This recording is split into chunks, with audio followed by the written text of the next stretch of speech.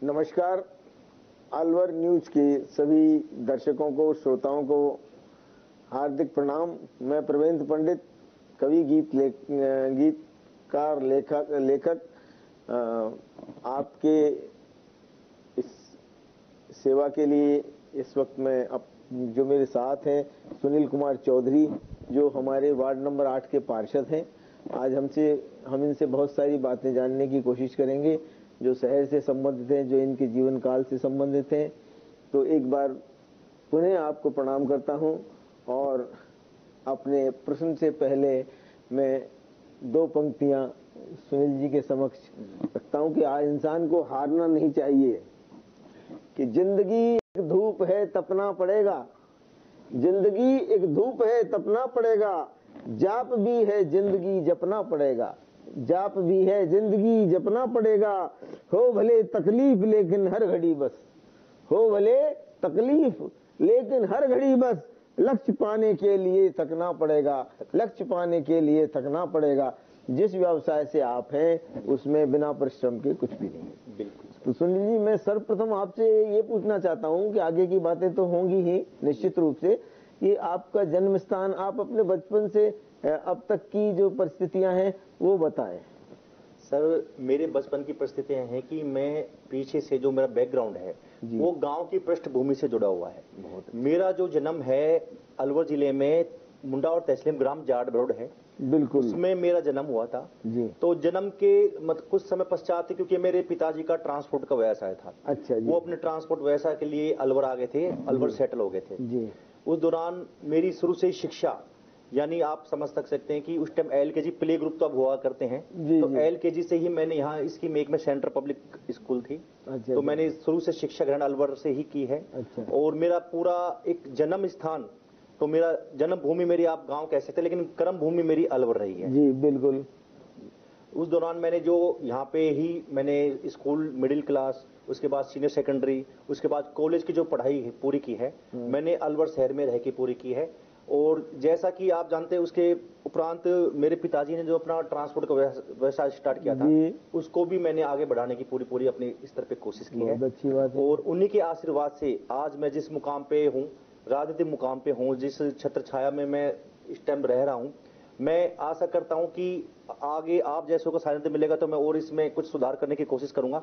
लेकिन जो कुछ है मेरे पिताजी के आशीर्वाद से आज मैं यहाँ पे पहुंचा हूं। जी बिल्कुल।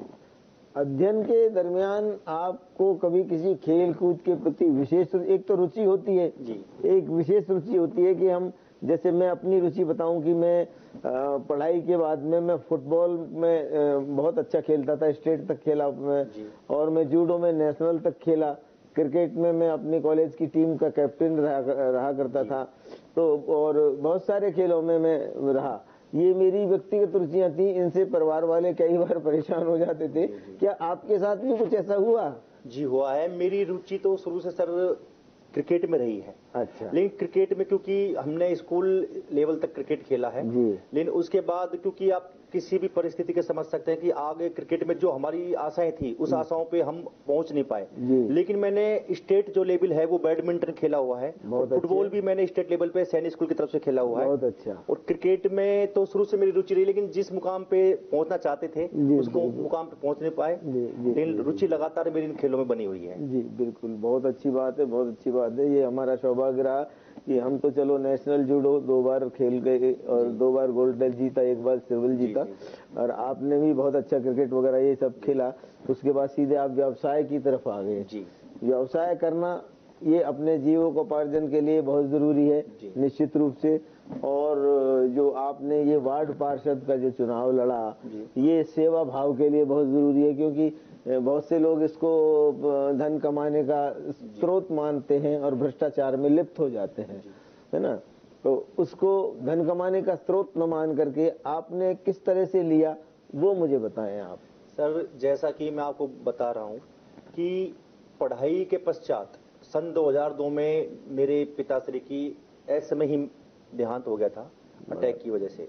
उस समय मैं कॉलेज की पढ़ाई कर रहा था, या मतलब संपूर्ण भी मेरी पूरी पढ़ाई हो नहीं पाई थी। और ऐसे में ही ऐसा एक आघात लगा कि मुझे उस दौरान कुछ सोचने की समझने की शक्ति समाप्त हो चुकी थी जी, उस दौरान मेरे को, क्योंकि अपने पिता का मेरा पुराना व्यवसाय भी था, निश्चित रूप से। धीरे धीरे मुझे उसमें कुछ, क्योंकि एक पुश्तैनी वो व्यापार होने की वजह से मेरे थोड़ी बहुत उसमें नॉलेज थी, तो उस दौरान मैंने उस व्यापार को भी संभाला। फिर सर धीरे धीरे जैसे मैंने एक युवा मोर्चा में काम किया। अच्छा। और हमारे मुंडावर क्षेत्र से हमारे चाचा जी लगते हैं, राजनीति में उनका बहुत बड़ा कद है, मान्य आज वो भी स्वर्गीय हैं, मान्य धर्मपाल चौधरी जी। जी जी जी। उनके प्रेरणा से ही मुझे राजनीति में आने का मौका मिला।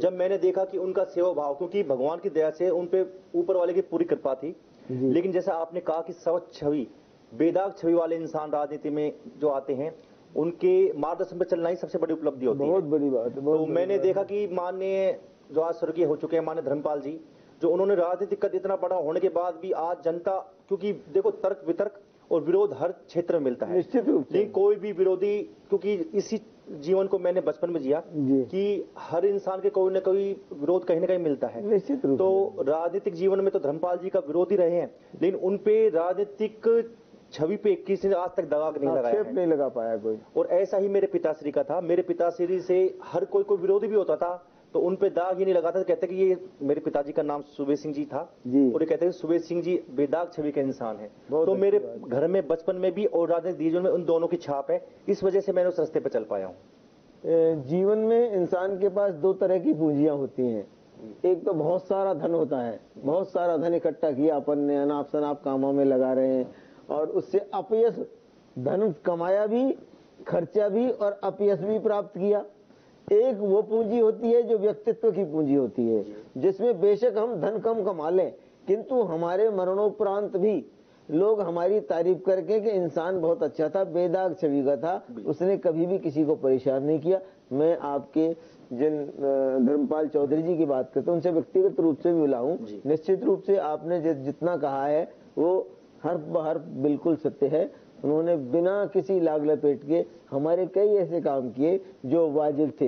गैर वाजिब काम के लिए वो 1 मिनट के अंदर मना करते थे, बिल्कुल मुंह पे मना करते। मैंने अपनी आंखों से देखा, मेरे साथ में एक व्यक्ति बैठा था, उसने गैर वाजिब काम के लिए, ये पड़ोसी का चबूतरा आगे बढ़ा हुआ है साहब, कितना बड़ा हुआ है जो कि साहब मेरा चबूतरा उससे थोड़ा सा आगे, वो और आगे बढ़ाना चाहता है जो कि तू अपना कम कर ले। उन्होंने कहा तू अपना कम कर ले, दोनों का बराबर हो जाएगा। मैं ये काम नहीं करता कि छोटी सी बात के लिए किसी को परेशान करूं। तो ये बात आपकी, यदि आपके अंदर उनके गुण गए हैं तो बहुत अच्छी बात है और आज भी उनको लोग याद करते हैं, ऐसी बात वजह से याद करते हैं। हाँ।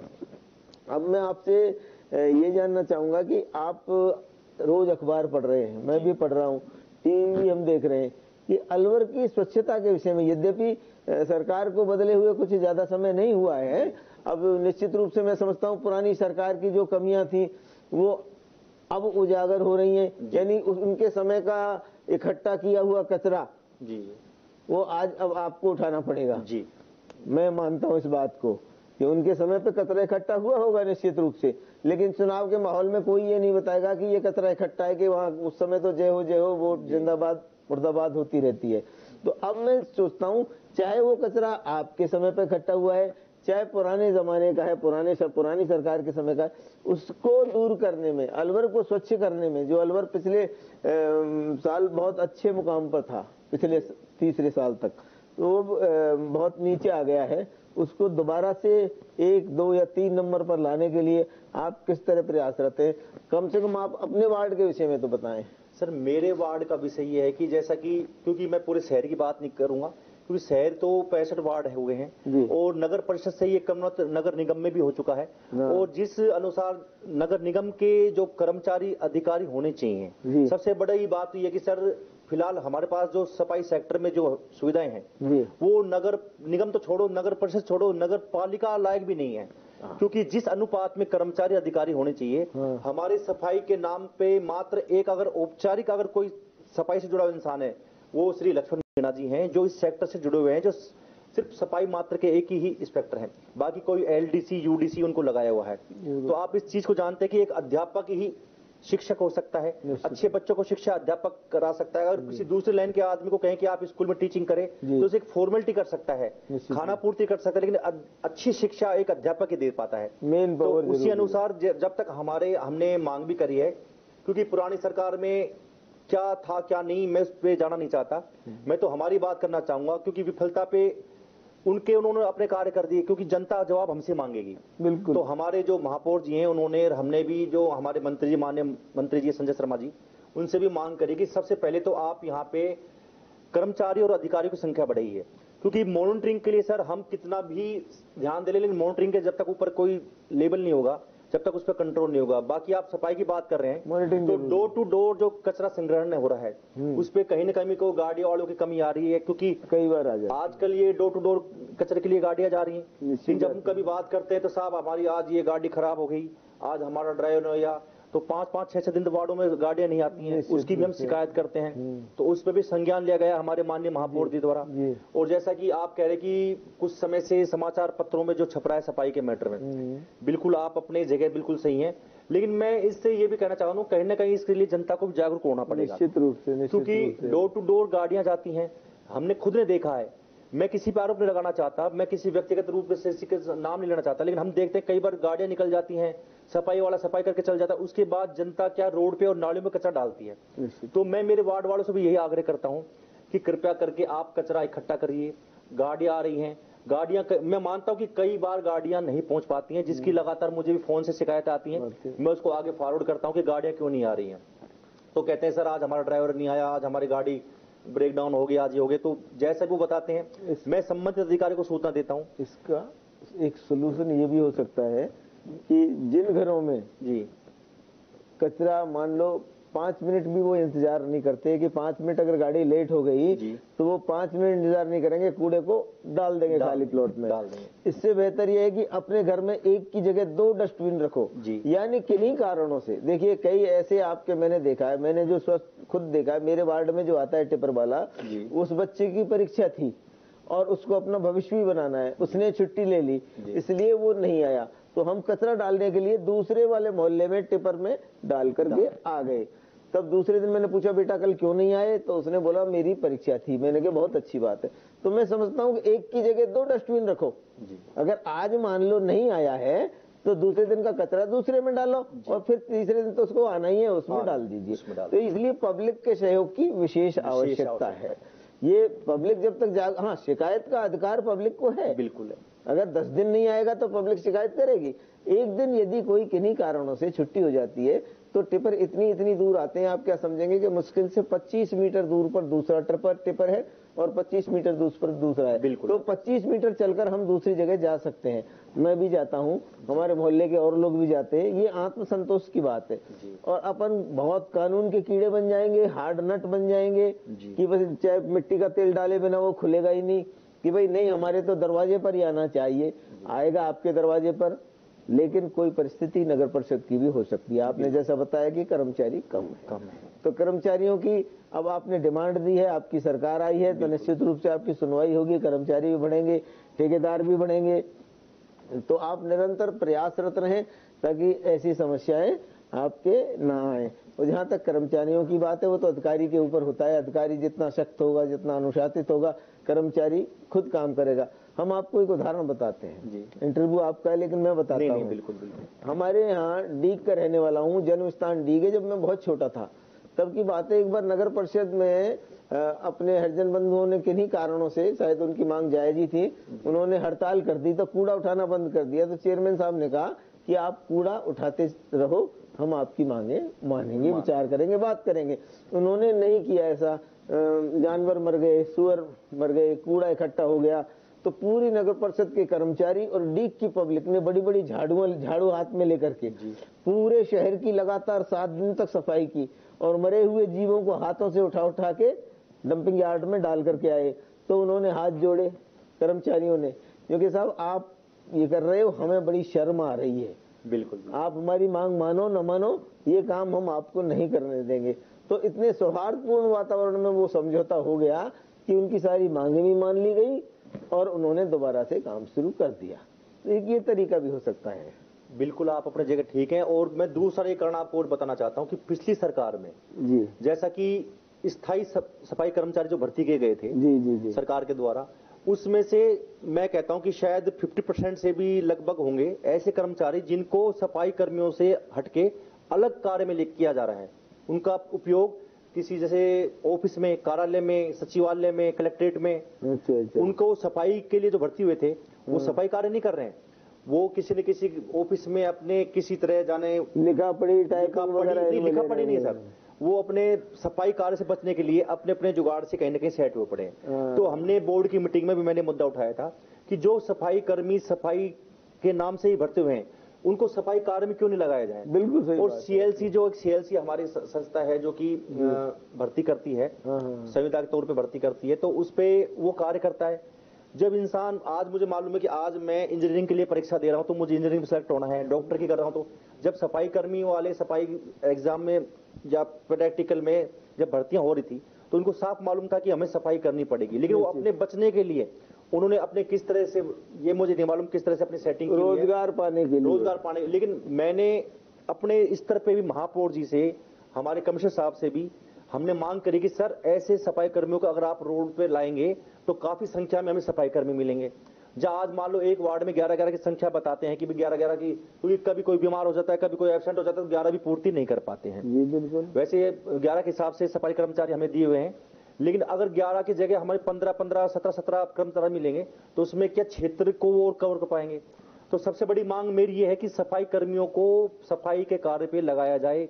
अभी आपने भी समाचार पत्रों में पढ़ा होगा, हमारे माननीय मंत्री जी ने, उन्होंने यही साफ निर्देश दिए हैं जो कि इस संस्था से जुड़े हुए हैं कि सफाई कर्मियों को सफाई कार्य में ही लगाया जाए। उनको विशेष ऑर्डर निकाले गए हैं, नहीं तो उनके खिलाफ अनुशासनात्मक कार्रवाई की जाएगी। तो ये बहुत बड़ा कदम हमारी सरकार लेने जा रही है और मैं इसको अच्छा भी समझता हूं। और इसके साथ साथ मैं ये भी कहना चाहता हूं कि जैसे आप, सबसे बड़ी चीज हमारी मॉनिटरिंग की है। जब तक इंस्पेक्टर फील्ड में जाके मॉनिटरिंग नहीं करेगी, क्योंकि पार्षद सबसे नजदीक कड़ी जनता की होता है, जनता को सफाई नहीं मिलेगी तो सबसे पहले वो पार्षद शिकायत करेगा, पार्षद आगे शिकायत कर देगा, लेकिन शिकायत से काम नहीं चलेगा। हमें भी जागरूक होने के साथ साथ जनता को भी जागरूक होना पड़ेगा। हमारे माननीय प्रधानमंत्री जी का विजन यही है, स्वच्छता में विशेष ध्यान दिया जा रहा है। और जैसे कि आप देख रहे हैं कि 22 तारीख को एक बहुत बड़ा आयोजन राम मंदिर का अयोध्या में होने जा रहा है, उन्होंने भी हमें एक पखवाड़ा में, एक सप्ताह के पखवाड़े में हम कार्यकर्ताओं को निर्देश दिए हैं कि आप अपने संबंधित आसपास के मंदिरों में साफ सफाई रखें, आसपास के क्षेत्र में विशेष सफाई चलाएं। और हम उसको एक दिन नहीं, 2 दिन नहीं, 7 दिन नहीं, जैसा कि माननीय प्रधानमंत्री सिर्फ जागरूक कर सकते हैं, कार्य हमें करना है। तो अब हमें सोच लिया कि हमको 1 दिन, 2 दिन या सप्ताह भर नहीं, हमको लगातार इस कार्य को करना है जी। अब आप देखिए, इतना शुभ अवसर आया है 500 साल के बाद जी, और हमें पूरे शहर को साफ रखना है जी। हर व्यक्ति को हर शहर को साफ रखना है, अपने घर को साफ रखना है जी। मैंने तो यहाँ तक सुना है कि मोहम्मदन भी अपने घरों को साफ करने की कोशिश में है और उस दिन को एक सहज रूप से अच्छी से नमाज अदा करके मनाना चाहते हैं। लेकिन कुछ ऐसे विसंगति वाले लोग हैं जिनकी कोई ना तो धर्म है ना कोई जात है। बिल्कुल। वो कहते हैं कि एकलव्य का अंगूठा द्रोणाचार्य ने काट दिया, वो एक गरीब आदमी था। उनको ये नहीं मालूम एकलव्य कौन था जी। एकलव्य मगध सम्राट जरासंध, जिनके बराबर का कोई उस समय ताकत में नहीं था, उनके सेनापति हिरण्यधनु का पुत्र था और महान धनुर्धर था। और जरासंध कितना महापापी था, उसने सैकड़ों राजाओं को बंदी बना रखा था और उनकी बलि दे करके अमृतत्व को प्राप्त करने की कोशिश कर रहा था। उसका पुत्र क्या गरीब होगा? जी सही है। सेनापति मगध नरेश सेनापति, जरासंध का सेनापति। ये झूठी झूठी अफवाहें फैलाई जाती है। उसका अंगूठा काटना था कारण कि पाप से लड़ना है जी, अपराध से लड़ना है। सैकड़ों अच्छा, उसका पुत्र जो था जरासंध का, वो सहदेव बहुत ही धर्मात्मा था, इसलिए जरासंध की मृत्यु से पूर्व ही उसको राज्याभिषेक भगवान श्री कृष्ण ने कर दिया था। अगर उनके मन में साम्राज्यवाद होता तो मगध को अपने राज्य में ले लेते हराने के बाद में, किंतु नहीं, उसी के पुत्र को राज्याभिषेक। इसी प्रकार भगवान राम ने लंका को जीता, चाहते तो लंका को मिला लेते अयोध्या में, लेकिन नहीं, उसी के छोटे भाई को राज तिलक दिया। क्योंकि हमारे जितने भी अवतार हुए, महापुरुष हुए हैं, इन सबके मन में यही भावना रही कि सब लोग सुखी रहें, वसुधैव कुटुंबकम, सारा संसार एक कुनबे की तरह रहे, किसी प्रकार की कोई समस्या या ना आवे। बहुत से, देखो मैं आपसे पूछूं या खुद ही बताऊं कि कहते हैं कि 70 साल में अंग्रेज इन्होंने कांग्रेसियों ने क्या किया।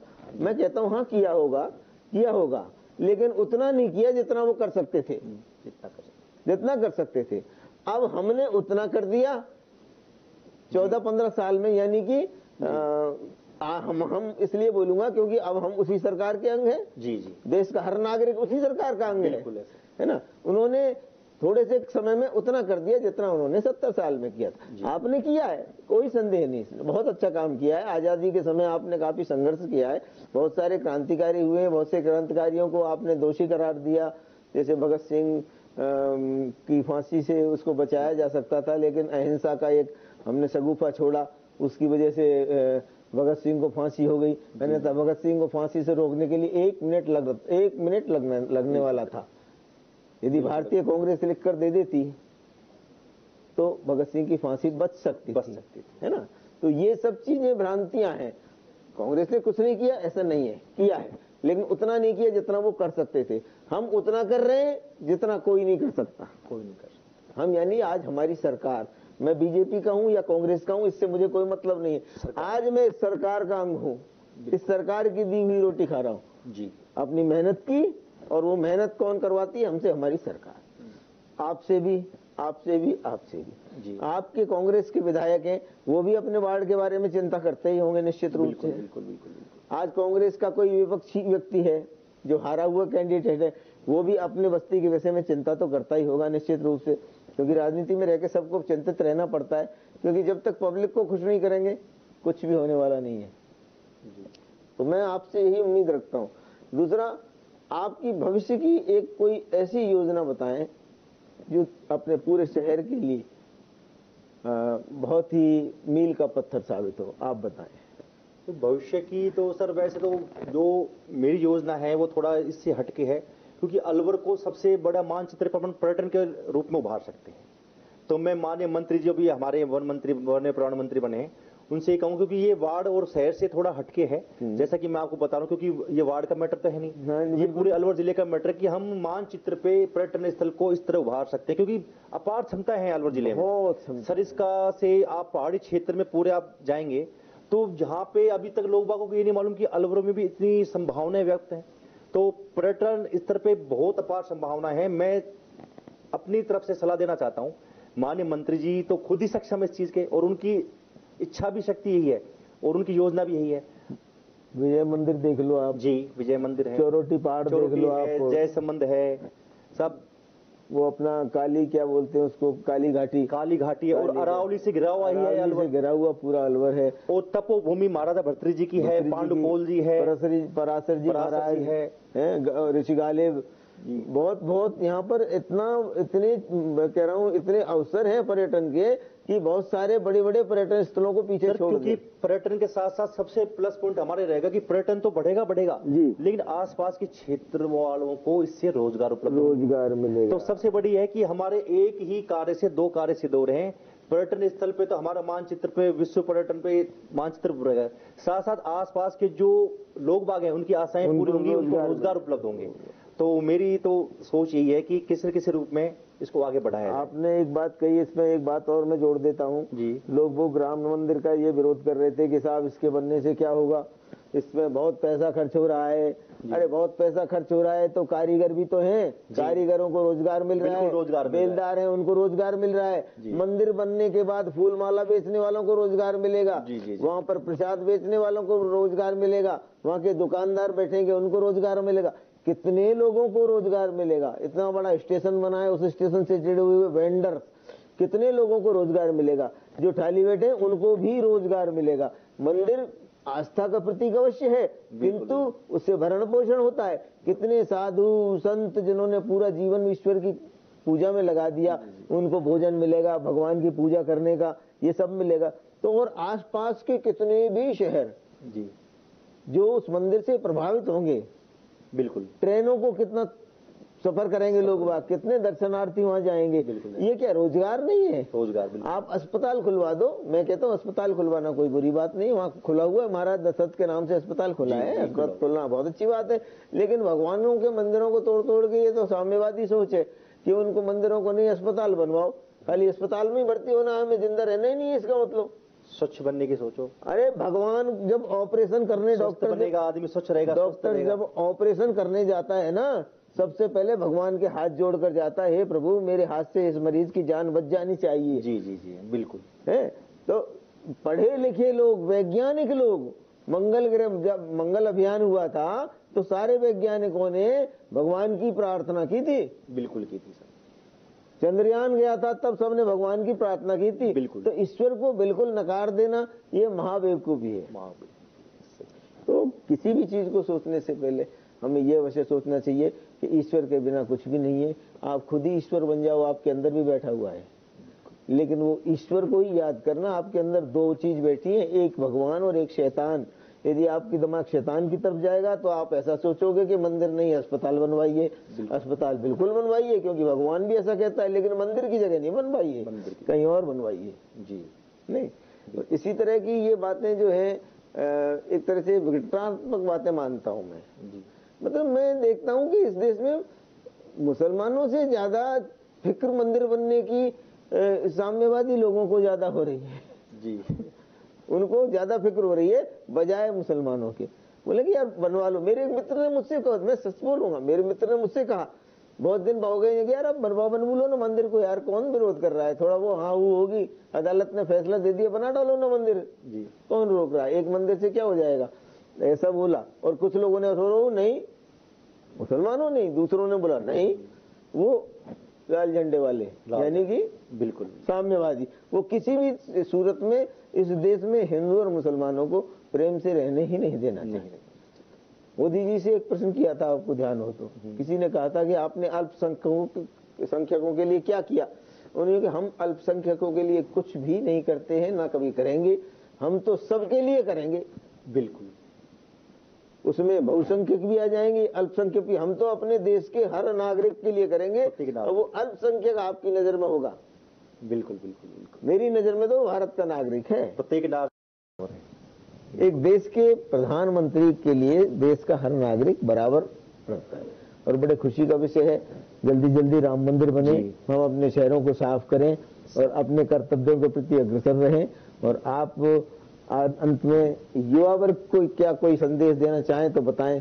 यद्यपि आप भी युवा हैं, फिर भी अपने युवा साथियों को क्या कहना चाहेंगे, ये जरा ये बताएं। युवा वर्ग को सर मैं ये कहना चाहूंगा कि ठीक है सबकी अपनी अपनी सोच है, लेकिन जब तक आप अपना कोई एक गोल बना के नहीं चलेंगे, कोई उद्देश्य बना के नहीं चलेंगे, क्योंकि जैसा कि आपने बताया कि हर दो सिक्के के दो पहलू होते हैं, आप किस पहलू पे जाना चाहते हैं। जैसे अभी आपने उदाहरण दिया कि अपने आत्मा में एक अच्छाई एक बुराई, तो आप किस राह पे चलना चाहेंगे। अगर आप अच्छाई पे चलेंगे तो आपकी सोच उस अनुसार चलेगी, आप बुराई पे चलेंगे तो आपकी नेगेटिव की तरफ भगेगा।